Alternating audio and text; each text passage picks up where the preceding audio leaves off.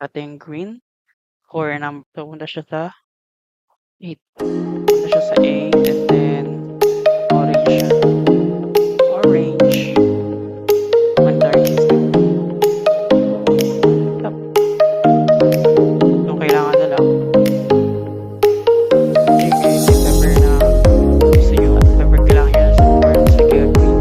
So this is a an Arduino-based smart plant monitoring system.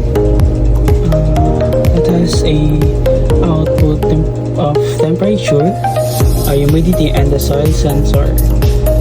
So there is an LEDs indicator, red, yellow, and green. So kung may naman pa kung hindi pa tulo yung tubig sa soil niya, so it means green or yellow. And then pag wala na and zero, as you can see zero kasi nakahang lang tong yung soil sensor niya, so it means na tuyok siya ganun. And then this is the HT11, which measures the temperature and the humidity.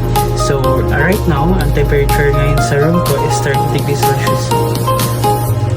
And then the humidity of 60%. And then also there is a connections here, this one, and then powered by Everready super heavy battery. It is 9 volts. Power ang function niya is to power the Arduino. And then meron akong USB charger na ang power niya, pinapower on niya is yung sensors, yung dalawang sensors natin, which is yung DHT11 and soil moisture sensor. So meron tayo ditong port, Type-C port, kinabit, and then hininang natin, then kinabit natin sa breadboard. So eto siya. So hindi lang maganda yung pagkaka-connection ko dyan, pero yan, demo purposes na naman to. So efficiency, functional naman siya. So yun. Peace out.